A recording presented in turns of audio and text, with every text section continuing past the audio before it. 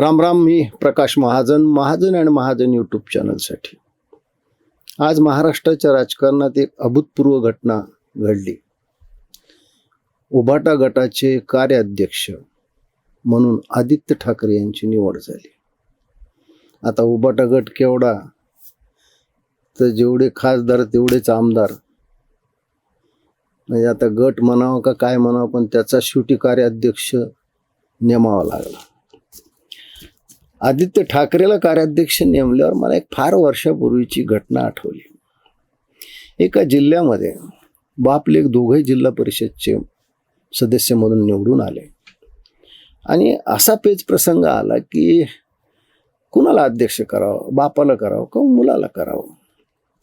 स्वाभाविक मुलाला करावं असं त्या मुलाच्या आईची इच्छा होती. म्हणजे बघा, नवऱ्याला करावं अशी अपेक्षा नवऱ्याला वाटत होती की बायकोनं माझं नाव सुचवावं, पण बायकोनं सुचवलं कोणाचं, मुलाचं. पण सर्वसंमतीनं बाप ज्यावेळेस अध्यक्ष झाला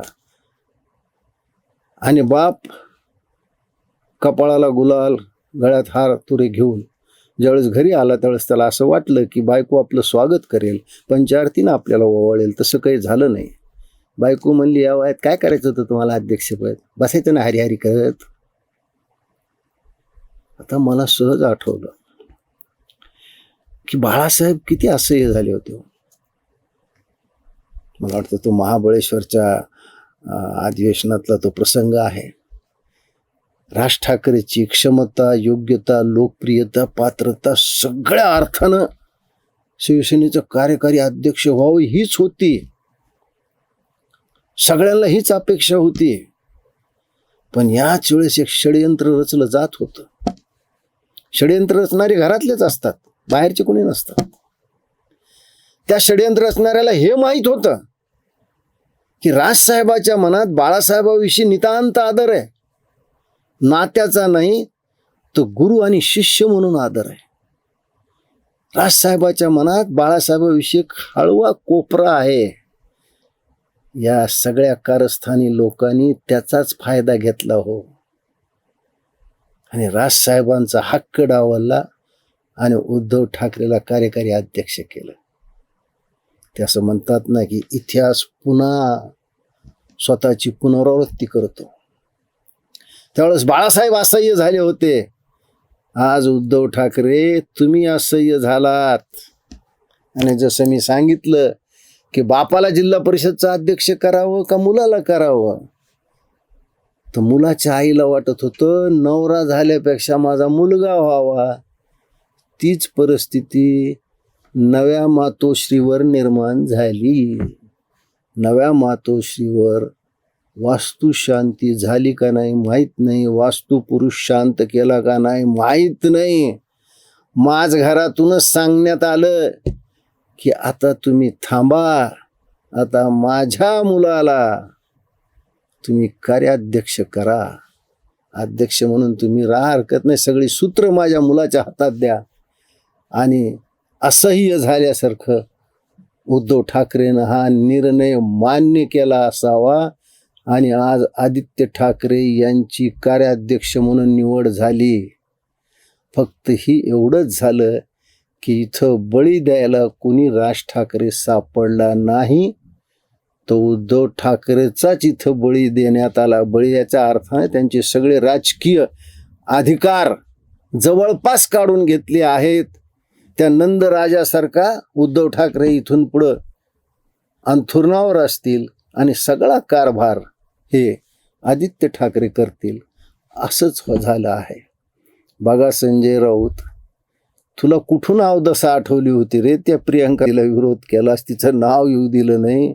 सगळा खेळ आदित्य ठाकरेनं बदलला तुला वाटत असेल, पण याच्या मागची खरी प्रेरणा आहे ती प्रियंका चतुर्वेदीच. कारण स्त्री एकदा सुडाला पेटली की भले भले साम्राज्य लयाला गेलेले आहेत.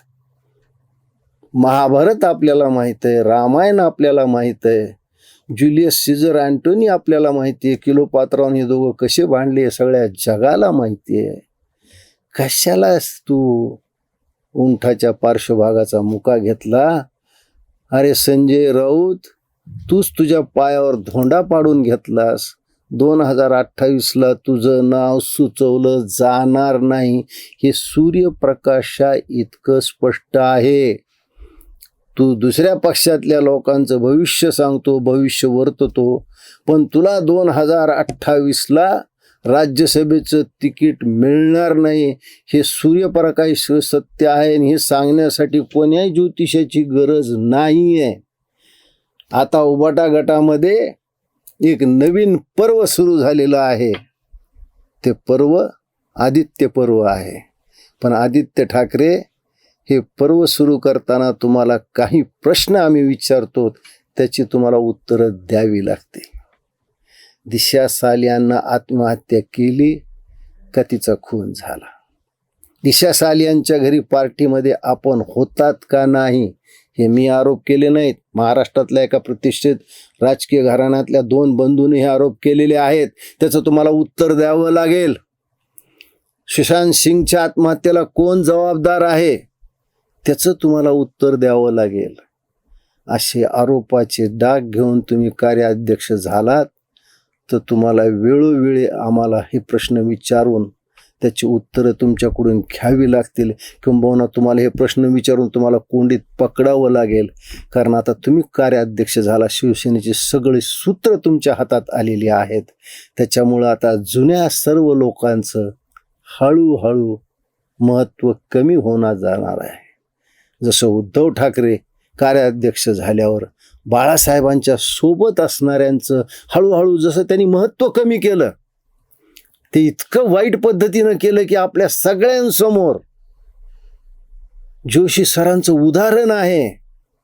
आता शिवसेनेमध्ये जे लोक सध्या आहेत ते लोक आता भयग्रस्त झाले असतील. कारण शिवसेना उबाटा गटामध्ये एक नवीन टोळी निर्माण झाली. त्या टोळीचं नाव आहे आदित्य ठाकरे आणि पार्टी. त्याच्यामध्ये त्याचा मावस भाऊ आहे, त्याच्यामध्ये त्याला सल्ला देणारे इतर काही लोक आहेत. आणि या सगळ्या सल्लागारामध्ये अजून एक महत्त्वाचा सल्लागार आहे, ती म्हणजे प्रियंका चतुर्वेदी.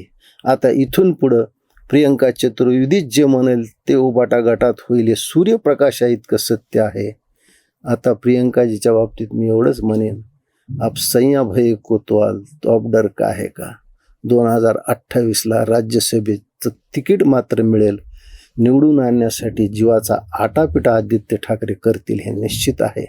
त्याच्यामुळं आता हे आदित्य पर्व कसं असेल हे फार मोठं कौतुकाचं आहे. हे आदित्य पर्व उबाटा गटाला गतवैभवाकडे घेऊन जातं का गर्तेत ढकलतं हे काळच आपल्याला सांगेल.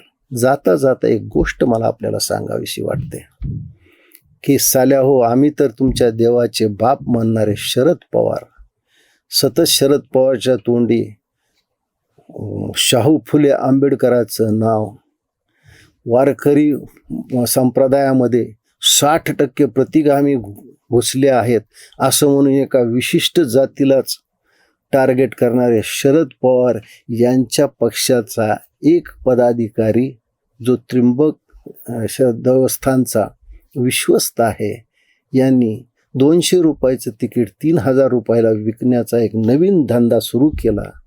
शरद पवार साहेब, शेवटी पोटाचा प्रश्न असल्यावर देव मानावंच लागतं हो. मग देवाच्या आडून काळा बाजार का करणं होईना, पोट भरण्यासाठी का होईना देवाला मान्य करा. तुम्ही देवाचे बाप नाही तर देव तुमचा बाप आहे एवढ्यावरूनच सिद्ध होतं. धन्यवाद.